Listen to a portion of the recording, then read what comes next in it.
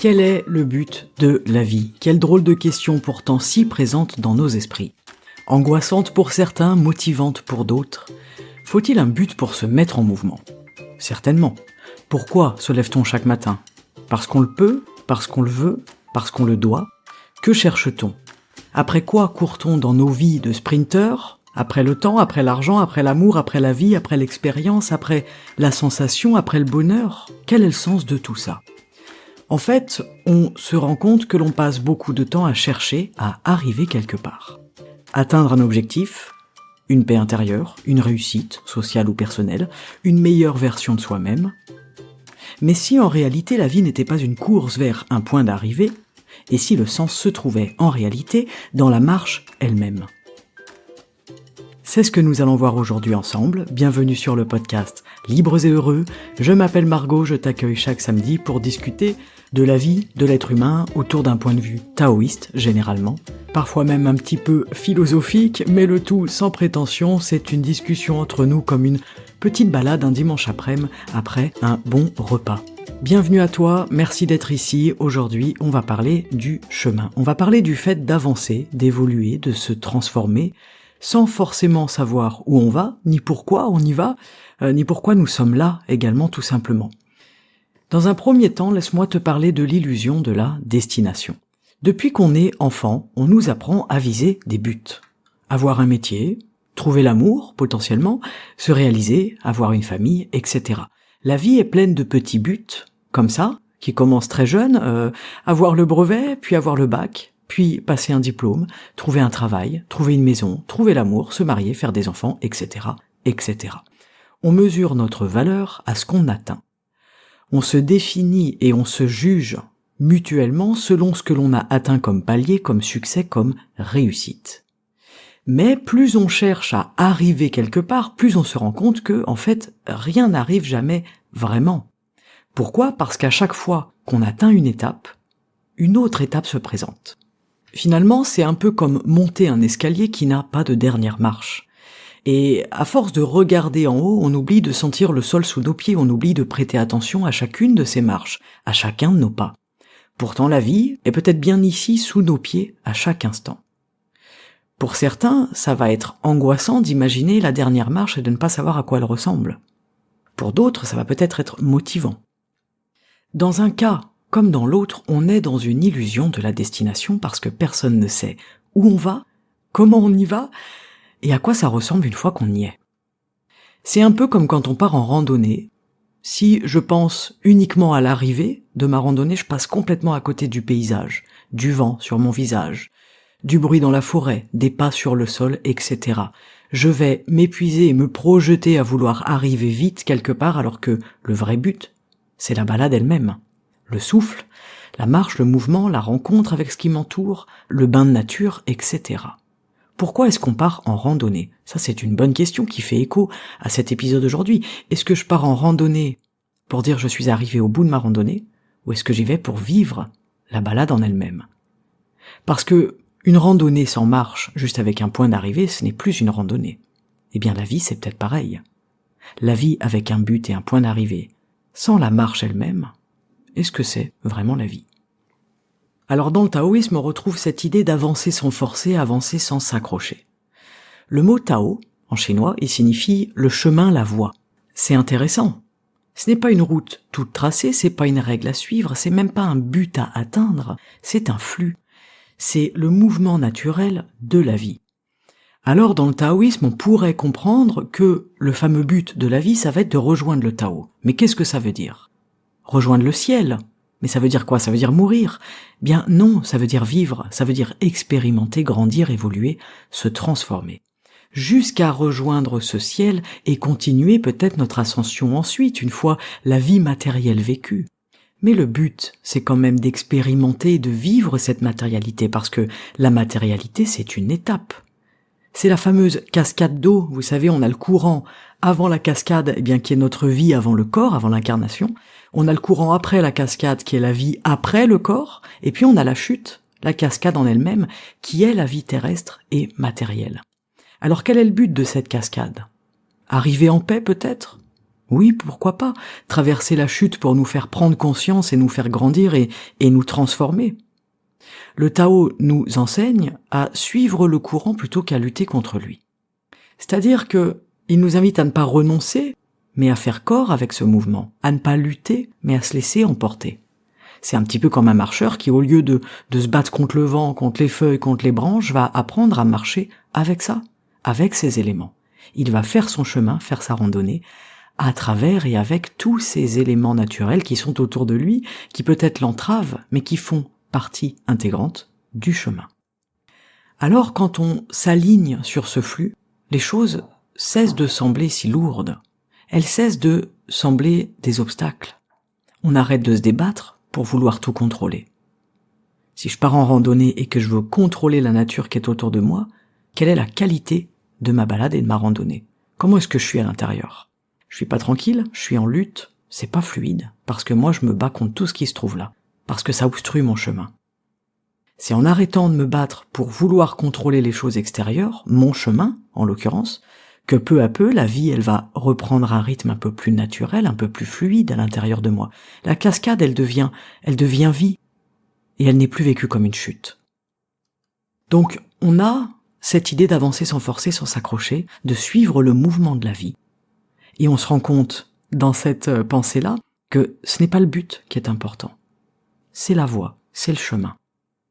Et c'est la façon dont je me positionne à travers ce chemin, dans ce chemin, comment est-ce que, intérieurement, je suis positionné. Pourquoi? Pour souffrir le moins possible. On sait que la résistance va nous apporter de la souffrance, donc je me détends à l'intérieur. Peut-être que c'est ça le but de la vie, d'être détendu. Alors, marcher sans but, peut-être, mais pas sans direction. Suivre le Tao, ce n'est pas se laisser porter sans conscience. C'est quelque chose qu'on a du mal à comprendre dans le Wu Wei. Dans le Wu Wei, on croit qu'on doit se laisser porter sans conscience, sans rien faire, avec presque passivité, flemmardise peut-être, léthargie. Ce sont des idées qu'on retrouve derrière ça quand on n'a peut-être pas très bien intégré cette notion du Wu Wei. Mais le Tao, ce n'est pas se laisser porter de manière passive et sans conscience. C'est avoir une présence, avoir un engagement qui soit doux. C'est marcher en conscience plutôt qu'en précipitation. Mais tout ça, ça se passe à l'intérieur de nous, vous l'aurez compris. Mon enveloppe physique et matérielle, elle me sert à faire grandir l'immatériel qui est en moi. Mon cœur, mon esprit, ma vertu. C'est ça, sa prise sur le monde qui nous entoure. C'est mon corps, c'est ma matière dans laquelle je suis incarné. D'ailleurs, le corps sans l'esprit, il devient rigide, il devient froid. Il est plus habité, il n'a plus cette fluidité, cette douceur, cette présence. Et sans le corps, il n'y a pas d'expérience. Sans le corps, il n'y a pas de destin. Sans le corps, il n'y a pas de vie possible, il n'y a pas d'évolution intérieure. Et ça, c'est un concept qui est vraiment intéressant. Il y a une seule possibilité de travailler sur notre intérieur et notre immatérialité, c'est de passer par notre extérieur et notre matérialité. Parce que cette matérialité, c'est notre moyen, le seul moyen de grandir et de nous transformer. Et une fois qu'on retourne à l'immatériel, on ne peut plus évoluer. Si on n'était aujourd'hui sur Terre que des petits êtres immatériels, comment est-ce qu'on pourrait se transformer, évoluer, prendre conscience? On ne peut pas parce que ça se fait grâce au corps et à la matérialité. Alors dans nos vies, il y a des moments où on ne sait pas où on va. C'est angoissant, ça nous fait peur, c'est stressant, on perd le contrôle. Et puis on se compare à un tel et une telle qui ont l'air de savoir exactement où ils vont et qui avancent dans leur vie. On ne sait pas où, mais ils avancent. Et nous, on ne sait pas très bien où on va et du coup, on ne sait pas comment avancer. C'est ce que j'appelle des périodes de brouillard, des périodes d'incertitude. Je trouve que la métaphore du brouillard est intéressante parce que quand on voit pas où on va, on se sent perdu. Si vous êtes en voiture et qu'il y a du brouillard, vous connaissez la route par cœur, mais là vous ne la voyez plus. On est perdu, on ne sait plus comment avancer, on ne sait plus où aller. Et notre premier réflexe, ça va être la peur. Je ne vois pas où je vais, je ne vois pas où je suis, je ne vois pas le bout de ma destination, je suis complètement perdu, j'ai du mal à avancer, peut-être que ça me paralyse. Mais le brouillard peut aussi être perçu comme une protection. Pourquoi? Parce qu'il m'oblige à avancer plus doucement, pas à pas. Il m'oblige à sentir plutôt qu'à prévoir. Il m'oblige donc à faire quoi? À être présent. Quand il y a du brouillard dehors, ça nous force à regarder juste devant nous. On regarde juste là où on pose nos pieds. Et c'est là que le Tao prend tout son sens. parce que le chemin n'a pas besoin d'être clair pour être juste. Alors si aujourd'hui tu as l'impression de marcher sans but, pense à la direction. Je me sens peut-être sans but aujourd'hui, mais je ne suis pas sans direction. Je suis présent ou présente, et je m'engage, et je continue à marcher en conscience. Je vais doucement, je mets un pas l'un après l'autre. Je suis peut-être dans un brouillard. Je me sens perdu, mais finalement je ne suis peut-être pas tant perdu que ça. Parce que ça me force à regarder juste devant moi, à être là, à être présent ou présente. Et n'oublie pas, ce que je viens de te dire, c'est que le chemin n'a pas besoin d'être clair, d'être prévisible, d'être organisé pour être juste. Ton chemin, c'est ton chemin. Alors ce chemin, il agit comme une transformation. Pourquoi ? Parce qu'on pense souvent que c'est la destination qui va nous changer. Mais en réalité, c'est le chemin qui nous transforme. Je vais vous donner un exemple très concret qui va certainement parler à certaines personnes. Un fumeur qui arrête de fumer, est-ce que c'est au moment où il a arrêté de fumer qu'il se transforme, ou est-ce que c'est pendant son chemin, pendant lequel il est en train de mettre les choses en place à l'intérieur de lui pour arrêter de fumer, qu'il se transforme ? La réponse, elle est évidente. C'est pendant le travail, pendant le chemin qu'on se transforme. Et c'est la transformation qui fait que ensuite je suis capable de ne plus fumer. C'est ça qui fait que je suis non-fumeur, que je suis ex-fumeur, on appelle ça comme on veut, peu importe. Parce que c'est pendant mon chemin que je me suis transformé. C'est pas une fois que j'ai arrêté de fumer que là, pouf, je me transforme. Non, transformation, elle s'est faite avant, et c'est le résultat de ma transformation. Donc, on pense souvent que c'est la destination qui va nous changer, mais c'est une erreur, c'est le chemin qui nous change et qui nous transforme. C'est pour ça qu'il est très important et urgent de juste se mettre en chemin, juste poser un pied sur ce petit chemin et faire confiance au processus. Et chaque pas, chaque détour, chaque rencontre va nous façonner un peu plus. Alors, peut-être encore faut-il y être ouvert ou réceptif, me direz-vous. Je pense que tout ce que l'on vit et ce qu'on expérimente nous transforme. Peut-être avec plus ou moins de difficultés et de douleurs selon comment est-ce que je me place à l'intérieur. Si je suis ouvert et que j'accepte les choses, que je les accueille, que j'accepte la transformation et que j'accepte peut-être une part de douleur, ce sera moins difficile, moins laborieux que si j'y suis fermé, que je lutte et que je résiste. La résistance, c'est la rigidité, c'est finalement la fragilité parce que c'est la cassure. La souplesse va nous éviter de casser. On va peut-être plier quelquefois, on va peut-être être soumis à la force du vent, mais finalement on va pas casser. On va rester droit à l'intérieur de nous. On va ressentir cette espèce de solidité intérieure, cette force tranquille. J'aime bien cette expression parce que on a cette notion de force, mais on a cette notion de tranquillité. Je suis pas en train de me battre. Je suis fort à l'intérieur de moi parce que je sais faire preuve de souplesse, de fluidité. Une chose est sûre, et ça c'est une excellente nouvelle, tu n'es pas la même personne qu'il y a 1 an, et tu n'es pas la même personne que tu seras demain. Et c'est très bien ainsi. Parce que tout ce que tu as vécu jusqu'à aujourd'hui a contribué à ta transformation. Et c'est pas la destination que tu vises qui te transforme, c'est le chemin que tu es en train d'emprunter, que tu es en train de vivre. C'est que tout ce que tu expérimentes sur ce chemin, chaque embûche, chaque épreuve, chaque loupé, chaque détour, tout ce que tu vis, contribue à te transformer. Et il faut bien garder en tête que la vie, c'est pas une ligne droite, c'est une spirale, c'est une danse, c'est un apprentissage continu, c'est un aiguillage permanent. On est tout le temps en train de recentrer les choses, en train de bouger notre curseur intérieur, on est tout le temps en train de se référer à notre petite boussole et de réajuster notre chemin. Et ça, c'est normal.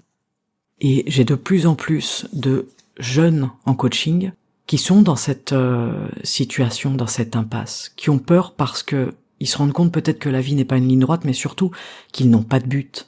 Il y a beaucoup de jeunes qui sont perdus, complètement perdus, qui savent pas où ils vont, qui savent pas ce qu'ils veulent faire, qui ont trop besoin de définir un but dans leur vie et qui n'y arrivent pas. Et c'est très angoissant. Et c'est là où il faut apporter une nuance, dire en fait, ta vie elle est faite comme ça, c'est pas une ligne droite. Ta vie, elle va être sinueuse. Tu vas danser, tu vas sauter, tu vas tomber dans des ravins, tu vas remonter, tu vas escalader une montagne. Peu importe. L'important, c'est d'avancer. Et au lieu de chercher à réussir notre vie, on peut essayer peut-être simplement de la traverser en conscience parce que c'est ça qui va te transformer. On peut essayer de goûter au mouvement.